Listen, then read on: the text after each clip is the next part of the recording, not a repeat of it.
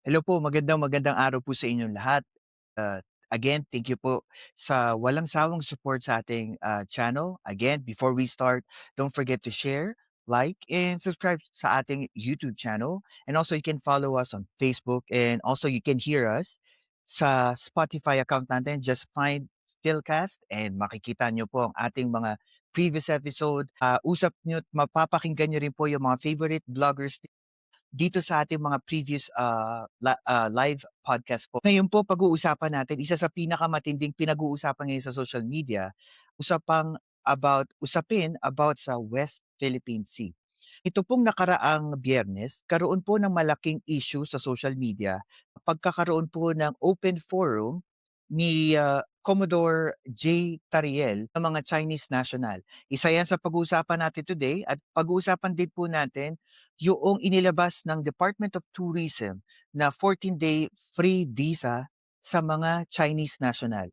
Isang pambihirang pagkakataon again dahil biglaan po nating na nakausap at na-invite. Sabi ko nga po, isa po sa mga tinitingala kong vlogger at sabi ko nga po doon sa previous vlog ko, um, marami po akong natututunan sa kanya with regards to her in-depth reaction sa mga politics. Grabe. Etong tao na 'to, ang bilis pong nakakasagap ng mga balita. I don't understand how she can manage it while working and she also have her own family. But without further ado po, please welcome Miss Carclea. Hello! Kaya nga, with people that don't know you po, just a brief introduction of yourself. Ayan, nandiyan ang pangalan ko, yan pa din po ang pangalan ko. You can search it. Wala po yatang ibang ganyan ng pangalan. Kaibigan ko po si Sir Ali Bugha, Mixed Talks. May mga channel po si Tian Zabok at nanonood sila ngayon. Thanks for watching, guys. Ito Ayan. na. Alam nyo, just to let you know, people like us, the reason why napaka-updated and May knows this because when Ka-Coffee came to visit California, sabi niya, "Grabe kayo, kami, we really want to know what's going on." America with me is na, yung anak ko. I have my own family here now, but yung my family of origin, all of them are in the Philippines. Kaya, I wanna know what's going on there because it affects all of them. Kaya mas alam ko pa nga.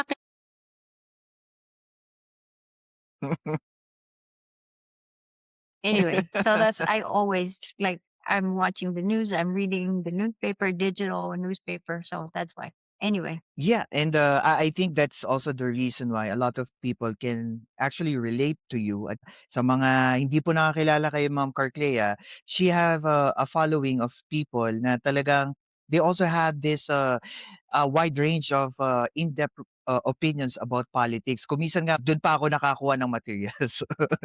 Pag pupunta ako kay Ma'am Carclea. Kasi, I don't know, nagbabasa si Ma'am Carclea ng geopolitics, politics in the Philippines. I don't know. Marami tayong natututunan. So ngayon, pag-usapan po natin and I wanted to share to everyone. Pag-usapan po natin yung West Philippine Sea issue. We're gonna go to this previous open forum na dinaluhan po ni spokesperson ng Coast Guard of the Philippines, Jay Tariela, di po sa St. Neil Lasal.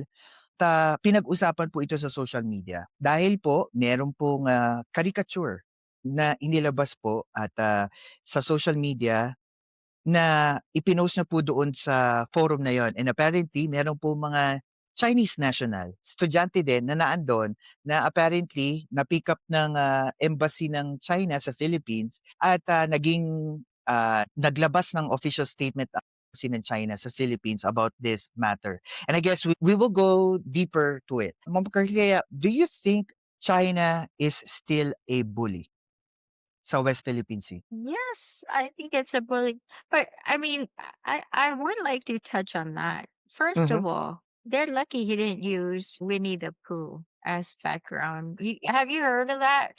That people use Mhm. Winnie Yep. the Pooh to portray Xi Jinping. They're calling it damaging satire because, when people use satire to explain complex issues.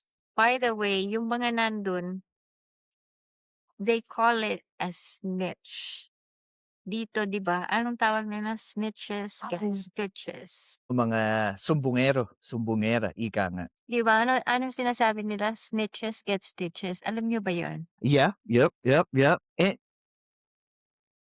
Yeah, and I think I think talagang ano, talaga pong, masyadong, binigyan ng pansin ng embahada 'to sa Pilipinas ng Chinese, ambassador. Apparently, kung isa pang ang problema dito is that yung bagong ambassador nag-present lang po siya ng credentials sa ating pangulo last December, and the ambassador was coming from Washington DC. Talagang ang sabi nga ni Commodore dito, itong ambassador na 'to talagang mainit sa gobyerno, talagang binabanatan talaga siya ng todo, up to the point na the embassy was complaining directly to the government na bakit daw parang hindi dinidisiplina. Yeah. The substance of what Tariela was saying. So now he is going to get upset about the caricature. Kasi hindi niya pwedeng i-refute yung mga sinabi ni Tariela because what Tariela claims about China's actions is backed by videos, by photos, and official reports. So he's focusing on the cartoon because he cannot refute the evidence. The Chinese president doon sa satire. So how would they know that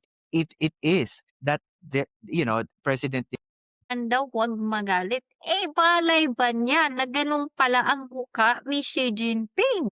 Mhm. What it's doing is it wants to normalize illegal behavior in our own waters. Kita na, this is normal. They use Coast Guard ships, militia vessels. At yung warships ginagamit nila to intimidate Filipino fishermen and block resupply missions. It's classic coercion. They push hard. They deny everything. And then they hope that the smaller country gets tired. But the Philippines isn't backing down. Maliit lang kami, but we have a bigger arm. Totoo po, and, isa din po na sinabi niya sa isang interview, sabi niya, there is since 2025, there was an increase in, pro-China influencers coming from Filipino vloggers, Mhm.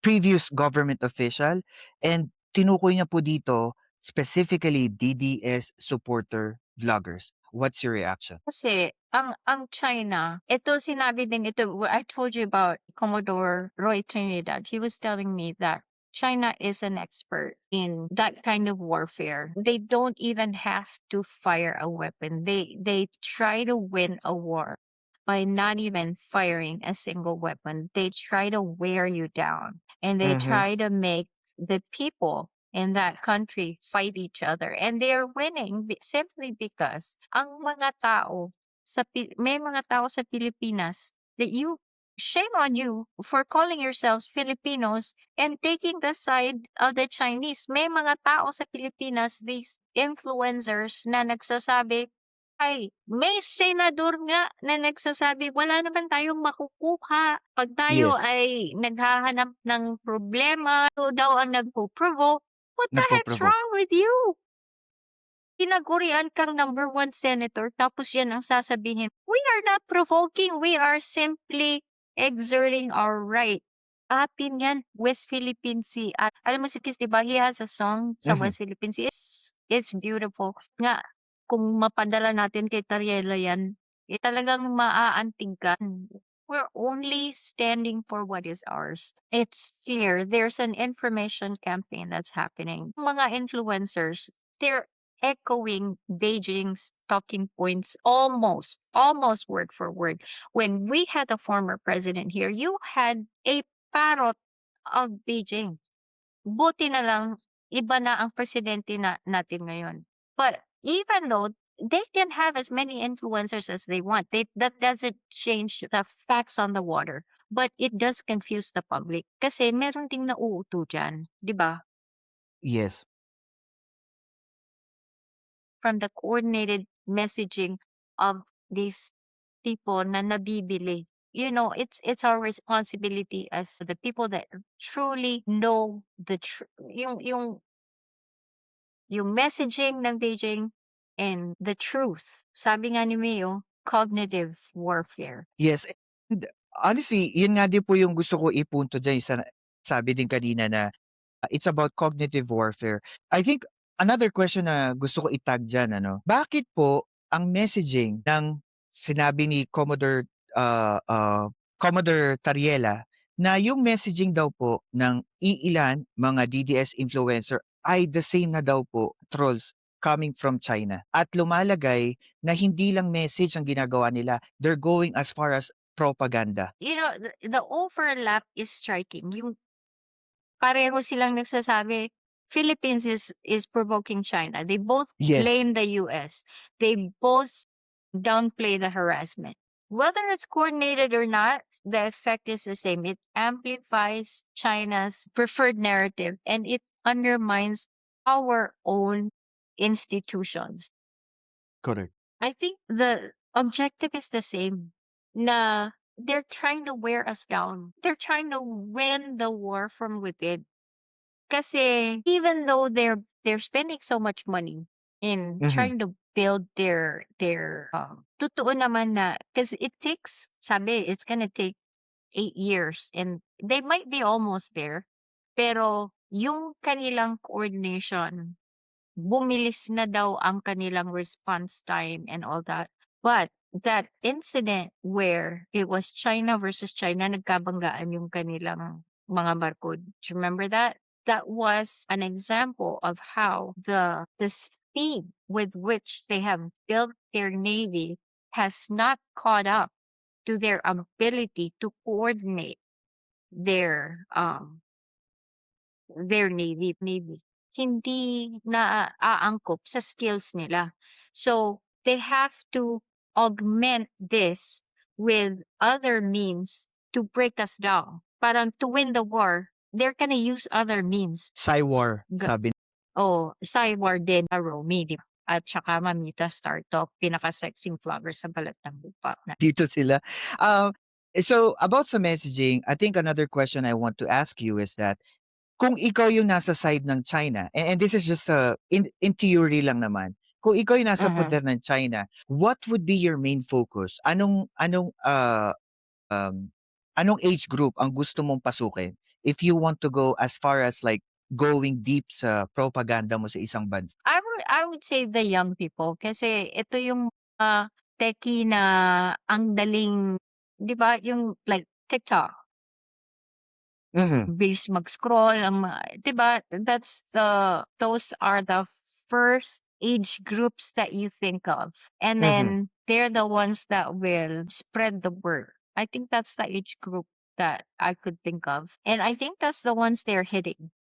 And do you think there is a resurgent within that age group na talagang tina-target nila within this propaganda na ginagawa nila? So, hindi ba yung hindi mo ba nakikita na yung mga, fans ng mga dilis, Mhm, tignan mo yung mga saan mo ba nakikita marami ang ano, it's TikTok, ano, Facebook, dun mo talaga YouTube, siguro mga matatanda, mga mga yung basta Niolo calls his fans mga matatanda daw, but most of the people that are on social media, 'di ba, mga young people 'yan. So I think that's what they target. 'Yun ang and there are studies that show that most people that's where they get their news. And so when people say things on yes. social media, they think that's news, but it's not. A lot of it is opinion and a lot of it is fake news. Yes, and I think ngayon it's more of like ano, kung makulay yung storya, yung Mhm. pagkaka-edit mo, yun yung nakakakuha ng atensyon.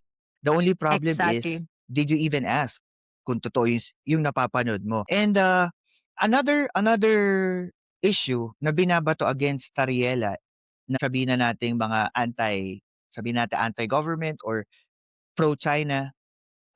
Sabi nila, kaya lang daw Commodore Tariela ng issue ng WPS, it's because may kulay politics daw po ito. Ano pong reaction niyo diyan? What do you mean may kulay politics ang WPS? Opo, kasi daw nung panahon ni Duterte, it's usually more on leaning towards China, wala daw gulo, and we're getting more advantage. Nung panahon ni Pinoy tsaka panahon ni Marcos, nagkakaroon daw ng tensyon sa WPS. The territorial issue itself is not political. The arbitrary ruling benefits every administration.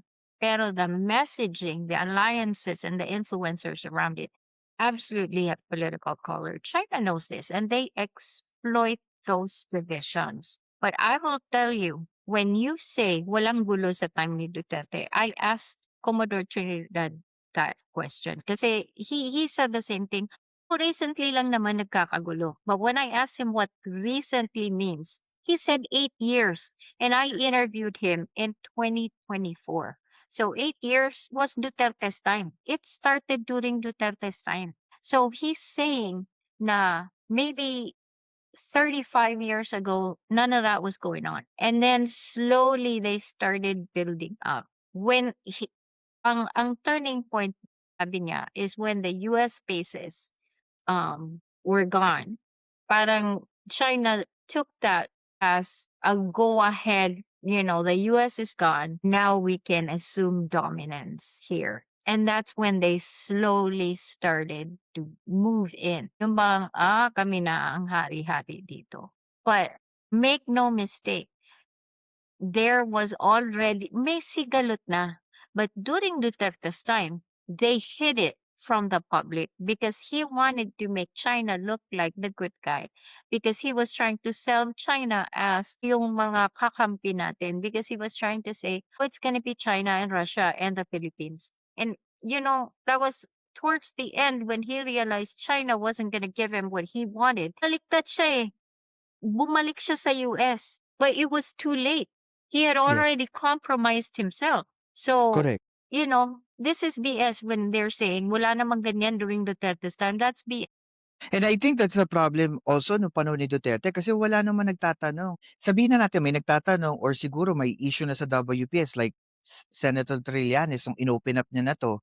Even, former Senior Associate Justice Carpios na nila 'to nung panahon ni Duterte. Pero ang bilis nila napapatay sunog yung issue, 'di ba? Exactly. Hindi siya nagme-mainstream. I think yun yung parang naging issue ko nung panahon ni Duterte na para bang there is no anti-Duterte sentiment. It's Mhm. always pro-Duterte. It's always the good things about President Duterte.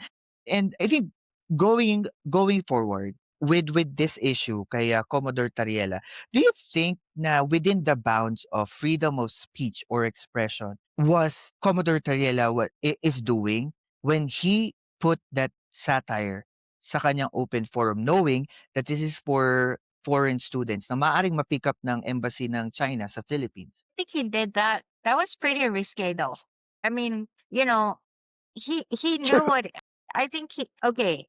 So first of all, I want to point out that they're upset about a stupid cartoon and they want him to apologize for a stupid cartoon. Mhm. We had a member of the Navy get his finger cut off. Did we even hear a peep out of them for an appendage of a Navy member getting his finger cut off? May narinig ba kami sa inyo, mga Chinese Mhm. government? Wala po kaming narinig sa inyong sorry. Kahit man lang wala, wala, wala, wala. And for a cartoon, you want him to say sorry? I think not. No. So Tariana is the government's official UPS spokesperson. His job is to tell the truth using evidence. So when Chinese propagandists attack him, they are not just attacking a person, they're attacking our institutions and our right to speak about what happens in our own EEZ. So supporting him means we are supporting transparency, accountability, and our national dignity. I think we should back him up. I think he is within his rights to use whatever freaking cartoon he wants. And then at saka, isa din po 'no, naiisip ko parang may sense of entitlement itong mga Chinese diplomat to tell us that we need to sanction or do something with our appointed government official, especially sa military kay Commodore Tariela, mag-sorry siya sa isang bansa. 'Di ba ang freedom of expression, it also beholden na kung ma-trigger ka, masaktan ka sa sinabi, you can still say it, 'di ba? Kasi hindi naman niya sinabing girahin mo yung China or patayin mo yung presidente ng China. Wala naman siya sinabi. Naglabas lang siya ng isang satire and nobody even know kung itsura ng president ng China. So it doesn't make any sense para sabihin nila sa atin, we need to do something with that spokesperson. Another thing na napansin ko din yesterday, January 16, naglabas po ang Department of Tourism that they are giving a 14-day visa to all Chinese nationals or Chinese citizen sa Pilipinas. And the government is touting that this is for boosting tourism, and this is a people-to-people exchange daw po. Yun ang sa kanilang statement about this. How do you feel about this? Knowing that we have tension with the Chinese people, we have issues about some of the Chinese people who came in, especially the Pogo issue, yung mga, sabi nila, mga intel, yung sinabi ni Pampilo Lacson before na, working for the Chinese government. How do you feel about this? Is it right timing, right purpose? All of it. What do you think? Yung 14-day, alam mo naluding ako. Hindi ko narinig yung were you asking about the yung 14-day 14-day free visa. free visa? Um, Alam mo, it's not a matter of yung gaano katagal it's a high risk, high reward policies. It can boost tourism, but it also requires strong security measures. Kasi, you know, hindi naman siya automatically na masama. Pero kailangan magaling din ang mga ahensya natin na ma-manage yung mga risk. Ewan ko lang kung we're at that point na magaling na talaga tayo. Kasi during Duterte's time, alam mo yan, he put Chinese nationals in yung Coast Guard Auxiliary. Do you remember that? He actually put Chinese nationals. Can you imagine that? Like the amount of information. Kaya pala, alam nila kung kailan magre-restock ang ating Coast Guard, kailan, Sandatang lakas. Mhm. so first of all, will it really boost tourism? Posible. I mean, we all know na hindi naman kasi may nag-react nun nung sinabi ko na nag-down talaga ang tourism under Frasco. Hindi ko sinabi na nag-zero, pero under Frasco, it really went down. Mhm. Parang talagang I'm so proud of the natural resources that we have na parang hindi ko maintindihan na bakit ayaw magpunta ng siguro meron ding, part na yung mga tao sinasabi it's not safe, whatever. Pero parang kulang yung ginagawa ni Frasco. Parang nasobrahan siguro yung pag-advertise ng sarili niya. Siguro nasobrahan yung malas niya sa asawa niya. Anyway, 'pag inisip mo 14 days ba may time na yung mga incheck na mag-espiya. Siyempre kung may intention talagang mag-espiya 14 days is more than enough kasi marami naman silang kagamitan. Totoo po. It's just I guess what I'm saying is if we have the ability to monitor and vet these people, go for it. Kasi if we really want the money from tourism, kaya lang I know it's yung parang Yes, has thought of this. I'd say let's trust his wisdom on this. 'Pag risky. pumalpak, isa din ako sa babatikos. Well, and I want to ask your reaction. Isa pong international security analyst kasi nag-react siya about this. Sabi niya po, bakit kayang gawin ng gobyerno ng Pilipinas yan sa Chinese national, knowing that one of the Chinese law that was passed by CCP was this: Chinese nationals are legally obligated to assist states' intelligence work when asked. And with this, intelligence people coming from CCP are obliged by the government to get potential information asset. Dahil daw po, ang sabi nung paliwanag na dito, kapag wala daw pong visa ang isang Chinese national pag pumunta ng Pilipinas, wala po itong embassy interview, no proper behavioral screening, no intelligence flagging, no pre-entry network tracing, and no historical movement analysis, which are factors to determine kung yung isang tao may balak na espionage, kumuha ng information assets ng isang bansa. And especially sabi nila within 14 days na pala daw mag-penetrate espiya. Ano po ang reaction niyo diyan? Ito this is alarming para sa akin, when I heard about this and I read yung ano. I'm thinking na lahat ng ito hindi kaya like how could this have gone through? Gibo is not just yung parang hindi naman si Gibo newcomer. He's not somebody that wasn't trained outside of the Philippines. Paano nakalusot kay Gibo? Hindi po kaya meron silang issue ako iniisip ko, maganda po yung angulo yung sinabi niyo. Ang iniisip ko diyan baka sa loob may issue kaya lumalabas yung Unlucky Nine na magkakaroon daw po ng balasahan sa gabinete. And maybe this is one of the reason why probably kasi imposible dahil Gibo is one of the sabihin na nating WPS, eh.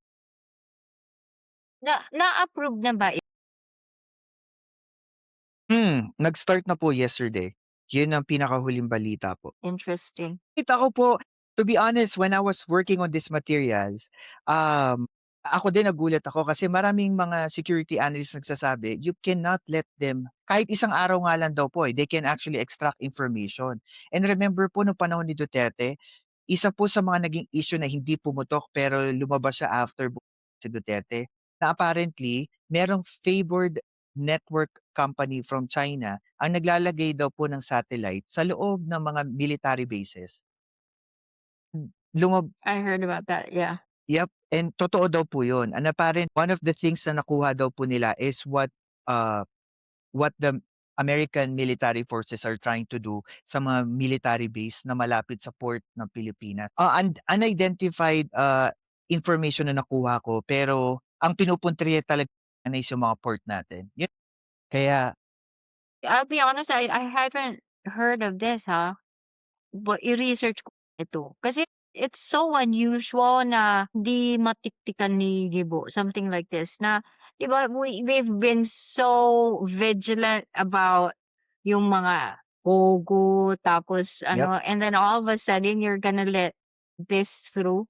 Hindi, sabi nga, they could establish a safe network site in 14 days. Yeah. iba na ngayon ang ginagawa nilang espionage. Espiya minsan one example is si Alice Guo. 'Di ba nung napatunayan na talagang Chinese national siya, nagtataka kung bakit, nakapasok siya, na-elect siya bilang mayor, ta's papaano nangyari na ang tagal niya sa Pilipinas ta's wala siyang masyadong alam sa kultura ng Pilipino. Parang isa daw po yun sa isang halimbawa na sinasabi nila na, these people are trained. From the very start Mhm. na pinanganak sila, they are trained paano makipag-blend sa kultura ng tao. They know how to deceive people. Sabi ni May, that means we are ready. Baka feeling ng Pilipinas na they're able to thwart these threats. Or I will say, nung time ni Alice Guo, I was able to discuss this sa Florida. She was a research assistant. American na ito, She was a research assistant for Florida University of Florida na she was there for a couple years. Yeah, Chinese spy pala siya. So pretty. Talagang kinukuha nila yung mga magaganda, yung mga 'di ba, Alice Guo is so cute. Yes. 'Di ba, Sis Jovi Gali, Dancing Queen, thank you for coming.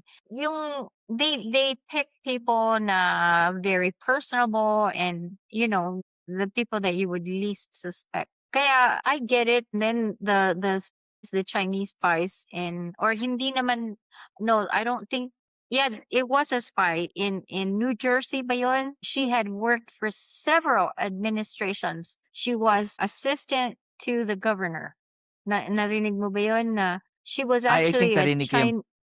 hindi siya elected official, but she worked for several governors. She was the And she have influence too. malulusutan talaga. So, 'di ba, Pax Batang 90, yung even though you think you're ready, you think you're prepared, kasi I know yung mga military drills between the US and like other Western countries and the Philippines, hindi lang naman yun yung naval drills. Meron din yang intelligence, counterparts, training. So maybe they think they're ready, pero tama din yung mga sinasabi ni Denzel that talagang high risk. Maybe the risk is more than the reward is for opening our eyes to that. Yeah, Magandang topic yan, May. and also ma'am, Yeah. sinasabi din po ni Commodore Tariela na mag-ingat po tayo dahil there's a lot of political analysts that they are bragging that they're pro-Philippines. Pero yung propaganda nila is geared towards to the Chinese people, Chinese government. Uy, sino yun? Ay, hindi niya po pinangalanan. Pero meron akong alam, ayaw ko na lang po magsabi kasi mahirap na baka Hala! mamaya sabihin naggagawa tayo ng story. Pero sabi niya, recently dumadami yung nagpapakita na yung totoong kulay ng ibang mga political analysts. They are spewing Chinese propaganda. And this is not, they're not even hiding their faces, their names. They're using social media or sometimes mainstream media na sinasabi nila, we are the one provoking, dapat hindi tayo lumaban sa China, dapat tumigil tayo Wow, sa kakaganon. And dumadami daw po this year, sabi niya, makikita daw po natin kung sino-sino yun. gotcha. Pero meron ako isang alam, pero di ako confirmed, pero sabi lang, kwento lang sa akin. Oh, Mhm. So, we should watch out for that. I mean, yun ang 'di ba, when eto yung talaga, Marco Rubio has said that so many times. China has spent billions of dollars mhm, trying to convince people na sila yung mabait, they've tried to interfere with elections, they've tried to to integrate themselves into other countries, and so it's not surprising that they would pay influencers, they would try to pay government officials. Hindi nakakaano yan. So yung mga pinagsasabi na yung mga Duterte heavily indebted, literally, to China. Do not for 1 minute doubt that. Yung 'di ba, yung sinasabi nila, bank accounts will show that. mhm. So, mga influencers na dumadami, siyempre siguro, money talks, right? Yeah, meron talagang backstory. Sa last part na ating, pag-uusap, sa mga nagpunta dito, maraming salamat po sa walang sawang support. Thank you so much po. Ma'am, I'll ask you, your reaction about this sa official statement ng Chinese Embassy sa Manila. Sabi niya po dito, to J. Tariela, "No matter when you make fallacious remarks on China and the South China Sea, and regardless of how many helpers you may call, 1, 10, or 100, we are always ready to respond. We will continue to tell facts and share truth to promote understanding and avoid miscalculation." Mhm. Ano ba masasabi niyo diyan? Kapalmoks. Sabihin kay Ella, "Do you know what kapalmoks means?" At alam mo kung bakit itong bagong, and this is funny because a lot of people were saying, "Ano ka itong new Chinese ambassador, is it gonna be better?" It doesn't matter who the Chinese ambassador is because this person's gonna have the same boss. So they're gonna have the same messaging, same, it's gonna be a different face, but it's gonna be the same message, Sir Maki Kwan. So why is the new Chinese ambassador like focusing on Tariela? And why are the influencers been attacking Tariela? It was even at some point dumating sila dun sa, di ba, pati si Marcoleta, sinabi na si Tariela ay nag-cheat. I saw that po. Yeah, I saw That's that. why he got kicked out of PMA, or of the PMA. I think that's what it was. I Si really Tariela naman, Yeah, and I yeah, go really ahead. think po merong na ito napapansin ko lang kasi, I was so amazed, kung ano po talaga yung nangyayari on the ground nung kinukuwento ni Tariela yung about sa WPS. Ngayon parang nagkakaroon ako ng pag-iisip na, hindi kaya may reason kung bakit ang tindi ng propaganda against Marcos? Because of they're trying to disprove yung trust ng tao kay Marcos because of this flood control issue at gagamitin nila yon to have the people's mind focus kulang ni Marcos habang they're taking advantage of the WPS. That's part of it. Okay, going back to Tariela, and then I'm gonna touch on that. The reason why there is such a focus on Tariela, dapat kasi si Mhm. Trinidad ginamit din nila, but because Tariela is effective. They hate him Yes. because he's effective. He is the face of the transparency campaign. And every single time he releases a video or satellite image, China loses control of the narrative. So Mhm. the ambassador's criticism is a pressure tactic. It's an attempt to silence a messenger who exposes their action. Kasi, they're trying to make it, they're not just trying to build up their army, they're also trying to overtake the US as, the giant of an economic giant. So they're trying to be the good person. Like, hindi mabait naman kami. So when they're being exposed, like their bullying tactics are exposed na yun. And so Tariela doing everything that they're when Tariela shows everything that they're doing, hindi naman bago itong mga ginagawa. So this transparency um na ini-encourage ni PBBM. Ito lang naman, this is our only weapon. We cannot outgun them, we cannot out-cannon them. Yung gray zone tactics nila, tinanong ko nga si ano diyan, si Trinidad, "Do you ever do the Navy ever fear for their lives?" Sabi niya, "No, because we know they're not gonna do anything that will trigger the MTT." Hindi nila gagawin yun because they fear that, the US is gonna come in. So they will do anything up to the point that is gonna trigger the NDT. Parang I think it's more of like showing force, gano'n. Pero Correct, correct. they don't understand that nung bumaba si Duterte, dumating si Marcos, that Marcos stand firm na hindi siya sabihin na natin ilalim sa China, sa Communist Party ng ako personally, this is one aspect na nagustuhan ko kay Marcos personally, that he actually continue yung ginawa ni Pinoy about sa WPS. Kasi ano, importanteng 'to na 'di ba may issue pa nga before na maaari daw pong kunin pa ng China ang Palawan. Kasi kung sa kanila daw thinking pagkagising daw nila, meron daw isang explorer na Chinese ang pumunta daw sa Palawan, pakuwari nila na ang Palawan daw po pagmamay-ari din ng China. Sa totoo lang, this is very very weird at, naiinis lang ako kasi they don't have any right to say anything with our politician, anybody in our military, kasi they don't own us. They don't have Correct. any right to say anything to anybody. Karapatan ng kahit sino yan na magsalita against China. Pero they don't have, they can contest, but they cannot tell us what to do. What to do. Exactly. Yes, kasi Yeah. spokesperson yan ng Pilipinas, hindi yan spokesperson ng China. Para Correct. obligahin mo, sabihan mo kung anong dapat gawin. And dagdag ko na rin, ang sabi dito ni ah, Commodore Tariela, dun po sa sinabi ng embassy, Mhm.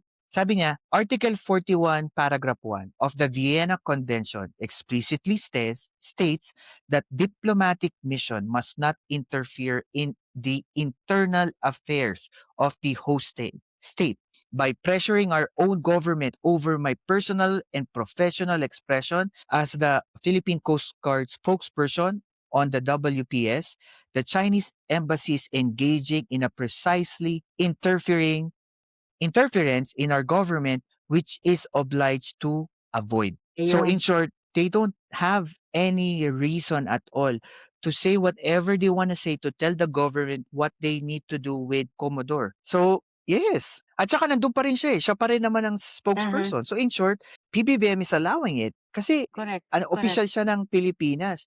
And I think last question and yun, nakapasok tayo less than 1 hour. Yan ang pangako ko po sa inyo. Ayan. So, I think my last question for you and, you know, probably moving forward with the messaging optics, especially sa vulnerable age group natin, yung mga kabataan, how can you mirror yung magandang messaging towards this issue?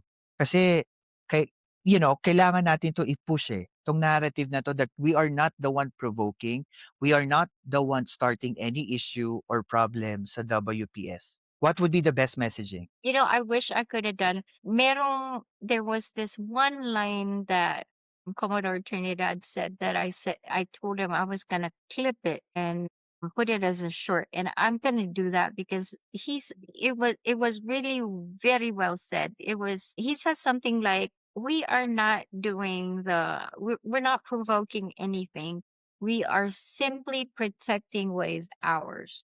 The West Philippine Sea is ours." So what China's doing, it's not open war, it's gray zone coercion. It's constant pressure to, like, just, they're trying to wear us down. They're trying to make us fight within. They're showing though that, when they were chasing after our own Coast Guard, I think it was our Coast Guard, and then they collided with each other. It's showing that their rapid militarization, their expansion, it's outpacing their ability to coordinate their own forces. So they're getting frustrated with themselves and they're taking it out on us.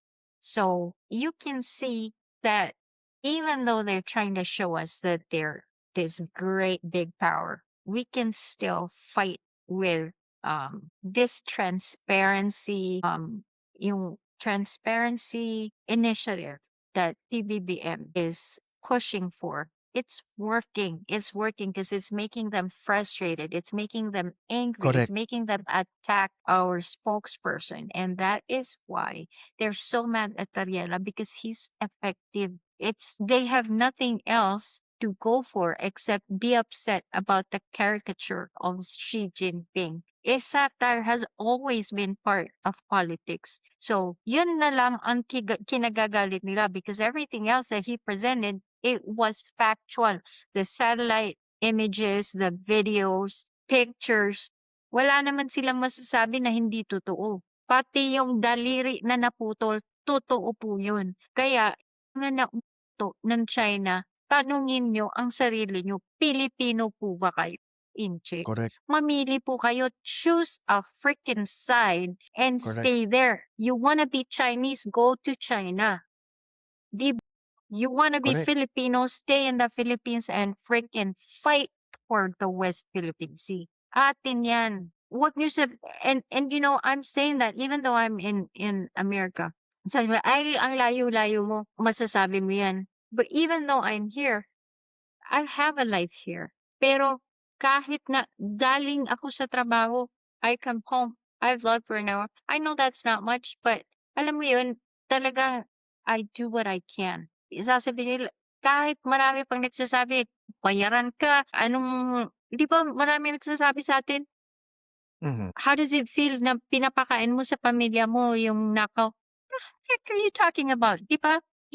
It's hard na inaakusahan ka pa ng gano'n, and yet we keep doing it day after freaking day because mahal natin ang Pilipinas. Ganyan namin kamahal ang Pilipinas. It doesn't matter where we end up, po Pilipinas talaga ang bansa. Yeah, at, iki-clip ko 'yan, ang ganda. Ganda po ng sinabi niyo. May passion. Pero sa'kin po, for me, at nung sinabi ni Ma'am Corclea, that is what I wanted to say for the longest time. Even I have not vlogged, kasi iba kasi kapagka nagva-vlog ka naririnig ng tao, eh, yung gusto mong opinion, and, powerful pa rin yun pagka na ibo-broadcast mo sa maraming tao yung gusto mo gusto mo sabihin. And I think one of the biggest strength si Pangulong Marcos 2028, ito yung ipagpapasalamat ko sa kanya. He stand by his own words that he will not give up WPS to China. Ang dami niya po pagkukulang, mabagal siya whatsoever. WPS na ito, matuturing ko isa sa pinakamaganda niyang ginawa. And for me, continuing the resemblance ni Pinoy with WPS is one of the greatest asset na masasabi ko kay Pangulong Marcos. Kasi this is the right time para maisip natin na wag ang dami nating iniisip na, pinapanood natin mga artista, kung ano ang lifestyle nila, yung mga vlog nila, sino nanalo sa America's Got Talent, anong nangyari sa Amerika, bakit in-invade ni Trump ang Venezuela, o kaya, ano yung pinakamagandang gawin sa Singapore, o kaya saan kaya magandang kumain sa Dubai. Pero ni minsan hindi natin pinag-usapan yung sarili nating bakuran, baho, masinlo.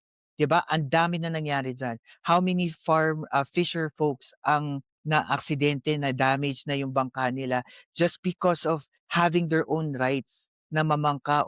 And I really think that this is like an eye-opener sa lahat ng tao na we need to fight. Kasi hindi ka Filipino by passport, eh, Pilipino ka by birth. Kahit sabihin mo ng dual citizen ka, kahit nasa Amerika ka, alam mo na ang dugo mo, dugong nananalaytay sa'yo, salitang Pilipino. Hindi Pinoy, kundi Pilipino. Kaya nga Pilipinas.